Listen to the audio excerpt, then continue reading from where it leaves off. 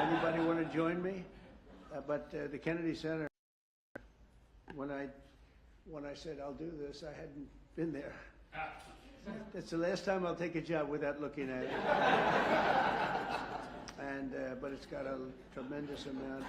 Lindsey Graham and some people put in the budget either 200 or $250 million. Money was spent there. Tremendous amounts of money was spent there over the last 10 years. I don't know where they spent it. They certainly didn't spend it on wallpaper, carpet, or painting. And they had over $200 million was spent. So I don't know what's going on. Pam, are you here? You hear that? Look, when I hear that, I say, what? Where? Pam, where did all this money go? It's crazy. It's crazy what's happened with our country in that regard. You know, it's to build things. Go back to the Wollman rink. They went for years, 12 years without getting a rink, and I got it built in 3 months for a fraction, like a tiny fraction. They had spent over $20 million. They never got it opened. I said, I want my kids to go ice skating before they're too old. They don't want to go ice skating. And I used to watch it from my window. I used to watch people, nobody working and spending money like crazy. And as you know, I got it built very quickly. This is well, maybe a more difficult. That was pretty easy, actually. We had cement mixers from the rink all the way back into Harlem. We poured one contiguous pour over a period of a day and a half. Yeah, they would pour a little section, then another little section. And when they put water, it all leaked, surprisingly. So it was fun, but I love construction. That's, I guess, why I like this a little, because we're going to have to redo it. So I'm honored to welcome exceptionally talented and committed group of patriots. You're amazing people. This is an amazing board, I'll tell you. And I got so many calls from people, could I get on the board? You have a lot of people that are not so much in love with me right now because I couldn't get them on the board. But because the board is taken. But we're going to turn it around, and the Kennedy Center Board of Trustees, you're here, and in many cases you have your spouses. And I want to thank Rick Grinnell. Where's Rick? Where's Rick? Hello, Rick. He did a great job. He used to walk into the Justice Department with stuff on there showing all the horrible things that had gone on in our country. He had a lot of courage. And he's with me for a long time, different things. He seems to be a troubleshooter. I say, how about Kennedy Center? Let's fix that one up. And tremendous strides have been made. You'll be hearing about that in a second. But I want to thank the entire board for the incredible work and all the fundraising efforts. We're going to raise some funds, but we're getting a lot of funds also from Congress because they want to see this thing good. You know, we have the 250th year anniversary coming up, and this building is going to be a primary focus in D.C. Got the potential for greatness. If it didn't, I wouldn't have done it. But it has a great plan. It's got great sound. It's got a lot of things that, you know, if you don't have good sound, you can forget it. You're never going to. They've been trying to do things over at Lincoln Center. All my life I've been watching. They rip it down, build it up, rip it down. You know, some of the greatest sound of buildings built in the 1850s out of pure marble. And you get up and you can just talk lightly and they hear you back 100 rows. But I think there's a certain amount of luck. You hire sound engineers, they get a lot of money, and then you open the building and you can't hear anything. So we're going to do some good things, but the basics are there. The location is phenomenal. The importance of the building is phenomenal. And we'll have some very interesting plans. I always thought they should have built a beautiful performing center, open air, facing out over the Potomac. They didn't do that. They built these crazy rooms underneath. They built 3 tiny little stages, very expensive. Someday maybe somebody will occupy one. They're underground. In fact, when I look from a distance, you know, you see these like hubs, concrete hubs, and I thought it was modern art. You know, well, here we go with the modern art blocking everybody's view. And when I actually went over there, I said, no, it wasn't modern art. It was meant for a door to be in, so you go down to these rooms. So I don't know what the hell they were doing, but they spent a lot of money, and it's just not possible that they could have spent it so poorly. But we're going to turn it around. That's what I love doing. I love turning things around. Turnaround artist. I'm doing that with the country. Believe me, we're doing a job. We are hot.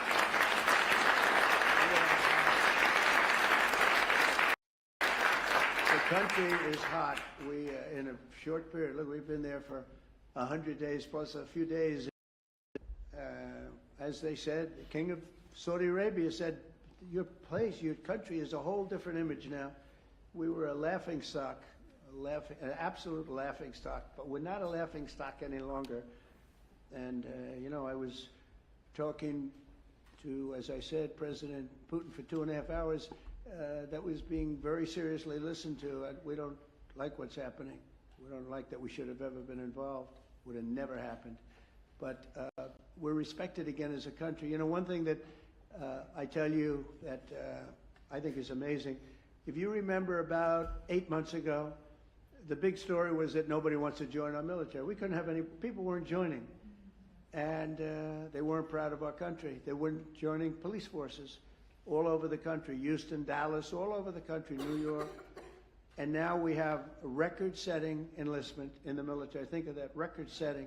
The most in 38 years, but it's probably more than that. They started taking the numbers, Susie, 38 years ago, right? But the most in 30 years, probably the most ever, I don't know. But we have record-setting young people that want to join the military, and that's incredible. To have that is just absolutely incredible. And to think that 8 months ago we were all listening to the fact that this was before the election. 8 months ago we were listening to the fact that we wouldn't have any, you know, we wouldn't have anybody in our military. I mean, nobody. Army, Navy, Air Force, Marines, Space Force. I'm so proud of Space Force because we got that going. We started Space Force and they wanted to terminate it, and the military backed up. And they said, you're not going to do that. We were third in space, and now we're #1 in space by a lot. They've done a great job. They had some great commanders in Space Force. But, you know, ultimately it's going to be one of the most important things we've ever done because it's all heading to space. And I'm not talking about just experimental things that we do, because a lot of people don't understand that. We can understand that. But we're, in terms of defense and offense of our country, it's going to be very, very important. We're #1 in space by a long shot. The Kennedy Center mission is to be the crown jewel of the arts and culture in our nation's capital, and under our new leadership, we're going to take this revered institution to heights that it's never seen before. I think we can take this to really some, because we have the right place. We have all the politicians, and then we have the people that want to get to know the politicians for lots of bad reasons. And, you know, we have everybody here. They have to be here for something, sometime. I've got total confidence in the just great team that Rick and the group have put together. Sergio's done fantastically. We're especially pleased to be joined tonight by Secretary of State Marco Rubio, great guy.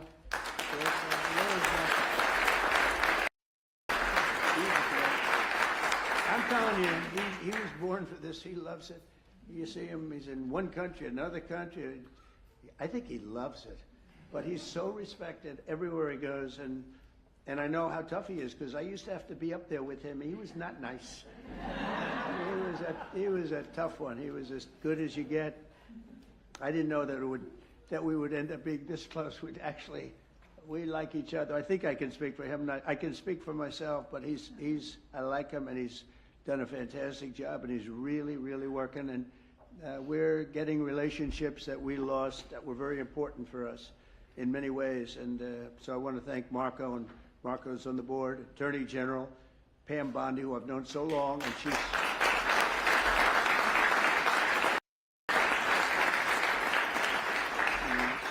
married to the best looking guy in the room, I must admit.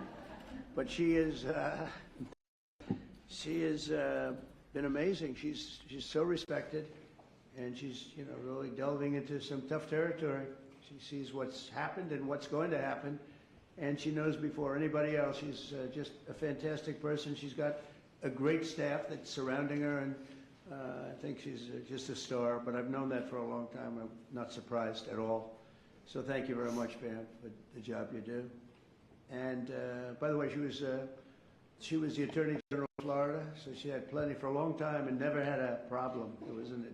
I can't remember a problem. And she kept everybody safe, and they felt very secure. Now she's doing it on an even bigger, who would have thought it would have been a much bigger level, right? But she gets it. Secretary Howard Lutnick is here with his wife, Allison, and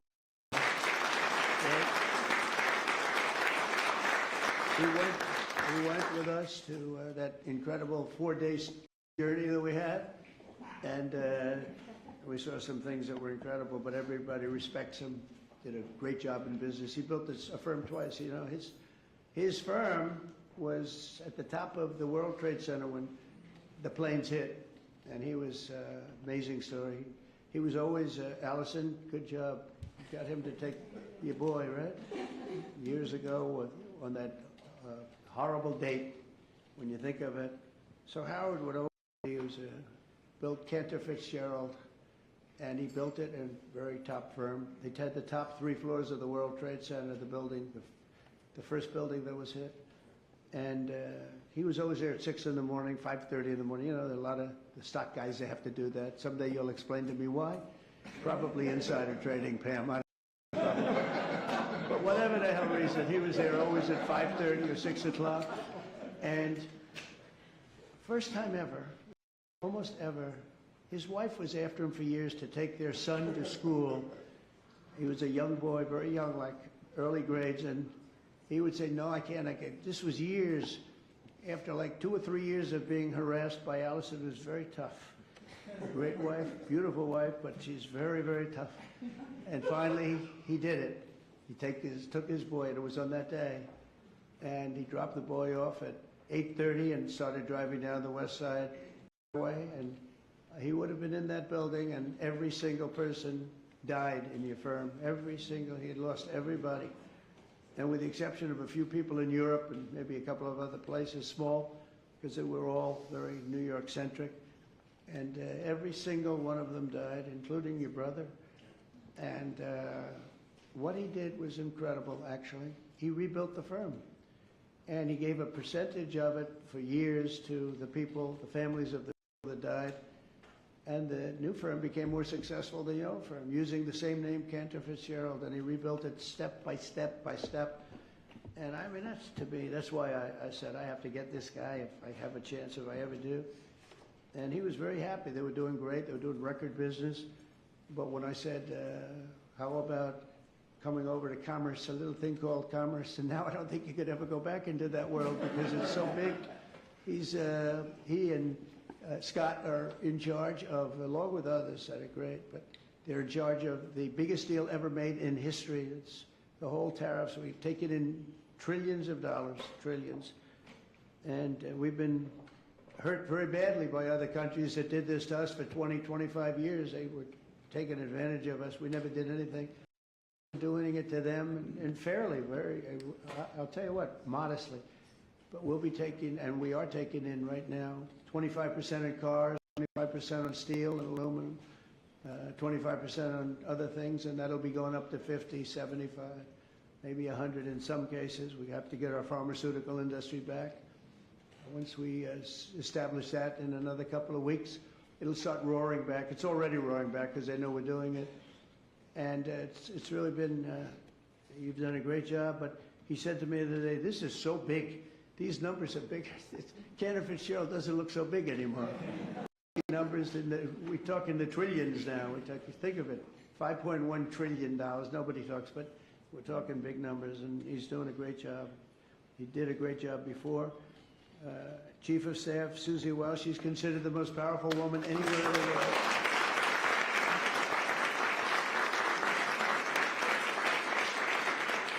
She's the most powerful woman in the world. And a lot of people are saying that, but she had a couple of articles, and I said, you know, it's actually, she can wipe out a country with just a mere phone call. It's the end of the country. But she's great. She's been, I mean, I knew because we won Florida 3 times and won it. You know, Florida didn't used to be a red state. It was a blue state. When I first ran, that was a blue state. And now it's a seriously red state.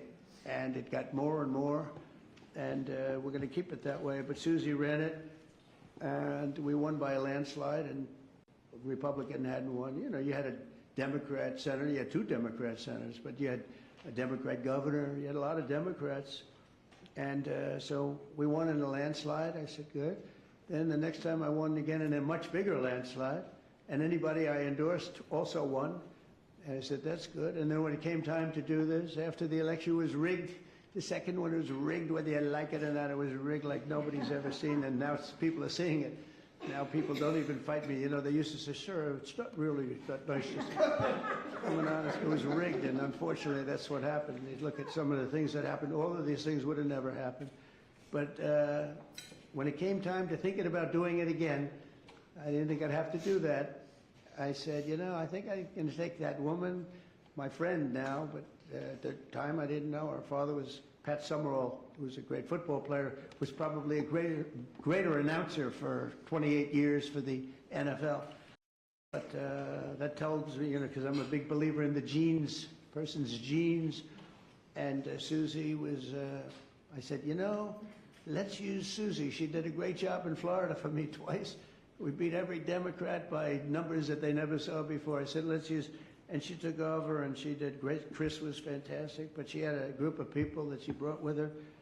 And there was no looking back. We started off leading by a lot and got bigger and bigger and bigger. We had a couple of challenges that didn't work out too well. Worked out well for us, but Susie was fantastic. And now she's the chief of staff of the president, and she really makes it work. And she's the first woman, this is shocking to me, because, you know, I thought we were beyond that. First woman chief of staff in the history of the country, right?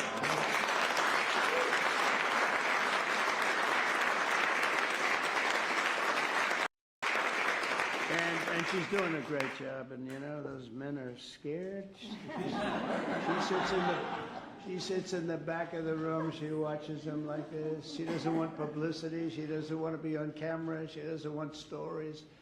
But they're up there yapping, yapping, yapping, and if they start yapping the wrong way, it's not pleasant for them. She's great. And we have a friend of mine, a man that I endorsed, and he proudly went through the roof. Jeff Landry, governor of Louisiana.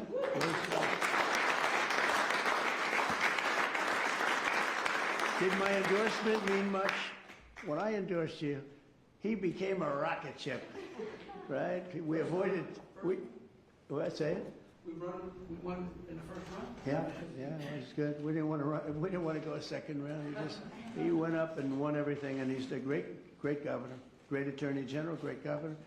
So it's great to have you. And so many people here that we're not going to do that, but we may play around in a little while because we're going to have some fun tonight, and we'll talk about this, but we'll talk about other things. But we might talk about some of the questions you may have. We're looking to get the one great, big, beautiful bill. It will be the greatest tax cuts in history.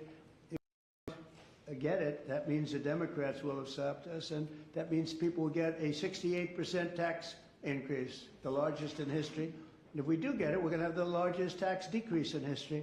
And all my life I've watched politicians screaming, we will cut your taxes. This is the only group where they say we're going to raise your taxes and they think they're going to win. There's something wrong with them. I don't know what the hell. We're going to raise your taxes. And people say, that's strange. I've never heard it before. When we took over in recent months, the Kennedy Center was in dire shape. As I saw on my tour a few weeks ago, the building is falling apart. I don't want to scare people. It's in fine shape, but it's falling apart. That means, you know, we have to see, you know, we have Les Mis. We're opening up with Les Mis and some other things. We have Mrs. Fisher here, and she said, you know what works? Anything Broadway. So we're signing Phantom of the Opera. We're signing a lot of great Broadway, and we'll have them run for a while. I think we're going to do very well. But it's been neglected very badly, and it needs an infusion of different things, including probably funds, but I think we're going to do very well when we get some money from Congress to fix it because it's so important. The previous leadership wasted millions and millions of dollars and handed us a budget deficit of $26 million. Can you believe that? In addition, the programming was out of control with rampant political propaganda, DEI, and inappropriate shows. We had some very inappropriate shows, to put it very nicely. They had dance parties for, quote, queer and trans youth. I guess that's all right for certain people. Quote, and I'm just quoting, I'm not saying it, queer and trans youth. That wasn't working out too well. They had a Marxist anti-police performance, and they had lesbian-only Shakespeare, which is different. Who thinks of these ideas? It's different. Oh, we're bringing our country back so fast. The military is so much better. Everything, it's just gone. They had people 500,000 a year to teach DEI. Just 12 weeks, our new board has balanced the budget. Think of that in 2026 budget. That's a pretty good job.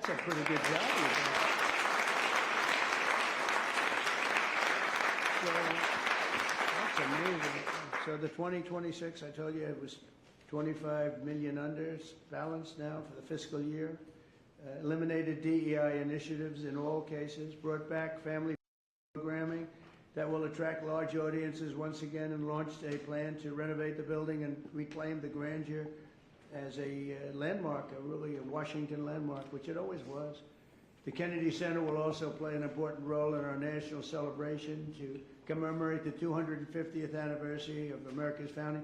So we have three really big. We have that. We have the 250th anniversary of America's founding. That's a big deal. And we have the Olympics, and we have the World Cup. And, you know, maybe I got lucky because I got the Olympics and I got the World Cup. I did nothing to help the 250th anniversary.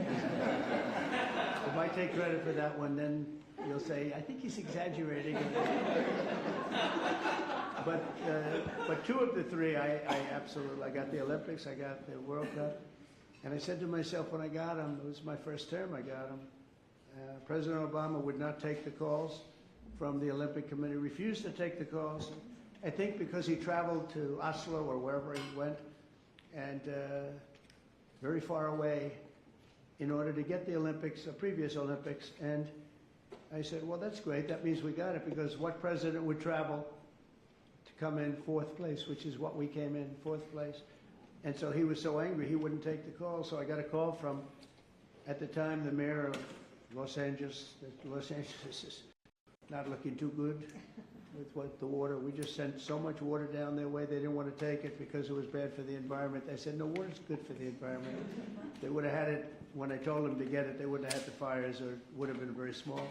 But we took so much, and we were looking at the Olympics, we were looking at other things, and Obama went there, and all that travel, all that everything. And think, who would go there unless you know the answer? You have to know. You can't be embarrassed as president. No president's ever done that. And I give him credit, he went, but he should have known the answer. Let's go deal making. And he didn't. And they put him at fourth, and he was so angry that it hurt his whole thing. He didn't want to talk to anybody. So I got a call from the mayor, and he said, sir, you're the president-elect. I was president-elect at the time. The president will not speak to the Olympic Committee. And I understand that, but a little bit his fault, I guess. Very embarrassed by that. And I said, I'll speak to him. And I spoke to this gentleman who was obviously Scandinavian, seriously Scandinavian, and very nice. I couldn't get him off the phone because he was so starved for love. He just kept, I must have had him for 2 hours. I couldn't. I said, sir, I have to go. President-elect. Yes. All I said to him, yes, yes, yes, we will take good care. They wanted to know that if they choose us for the Olympics, will we treat them nicely? And I said, we're going to treat you like so well, like you've never been treated. And then he wanted to talk about anything because nobody would talk to him. Now he talks to him. And we got the Olympics, and then we got through Johnny, who's the boss. He's a friend of mine, and we got the World Cup. I got them both, and I said, I won't be president. I won't be. I got the Olympics and the World Cup, and I won't be president. And they're going to forget that I got them. Nobody's going to mention it. Because, you know, a little bit, that's the way life is. And then they rigged the election. And then I said, you know what I'll do? I'll run again, and I'll shove it up their ass.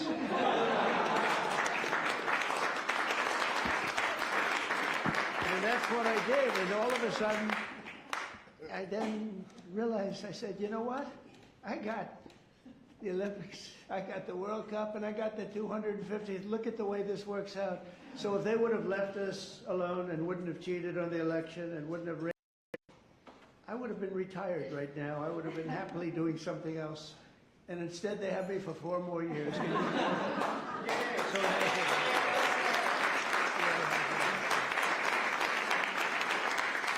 So So instead of putting forward programming that tears our country down and tears our country apart, the Kennedy Center should be the nation's premier venue for lifting up the best of our country and lifting up the American arts, theater, music, and culture. And together, it's really an honor to be like. I mean, I have so many friends on the board. It's a hot board, just like we have a hot country. You know, we have a hot country. Our country was stone cold 8 months ago. It all began on November 5th. Does everybody know that that was the election day? And from that moment on, and then January 20th came, and what we've done, we have almost no inflation. Our energy prices are way down. Our gasoline costs are way down. Groceries are way down. Eggs. Remember they hit me with eggs my first week. Sir, the fake news, those people right there. They're saying, sir, eggs have gone through the roof. They were doubling and tripling eggs. I said, I don't know what I just got here, excuse me. And through our she's done a great job, Brooke Rollins, Secretary of Agriculture. Anyway, the prices came down. They didn't want us to, we had the egg roll here a couple of weeks ago for Easter. They didn't want us to order eggs. They wanted the eggs to be made out of plastic. They wanted plastic. I said, I'm not going to do that. But by the time it came around, the egg prices are way down. The groceries are way down. Everything is way down. We are just doing great. Think of it, no inflation. And we're taking in billions, hundreds of billions of dollars in tariffs, which we never did before. We got a hot country right now. We have a country that people are proud to be a part of. So we're going to honor the legacy of President Kennedy's great legacy. And we'll create the best and most beautiful home for the performing arts anywhere in the country and many other things also. I want to thank you again. We're going to have some fun working together. We're going to make this a fun project. That's what I thought until I walked into the building. I said, this won't be the fun I thought, but it is fun. I like to create. You like to create. Most of the people in the room like to create, just like Bob Kraft created the New England Patriots. He happens to be here. And he tells me he's a great new quarterback, so we're going to see. You know, a lot of people make that statement.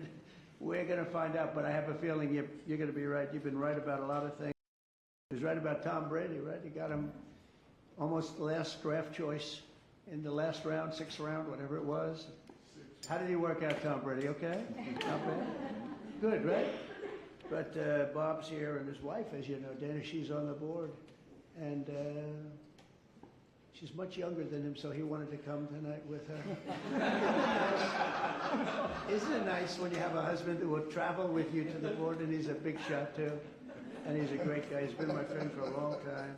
So I'd like to ask, if I might, Secretary Rubio, and followed by, we're going to ask Sergio to say a couple of words, and then Rick Grinnell, and we'll have a little fun tonight. And you know what they can do? If they can, relatively quietly, they can start serving the meal.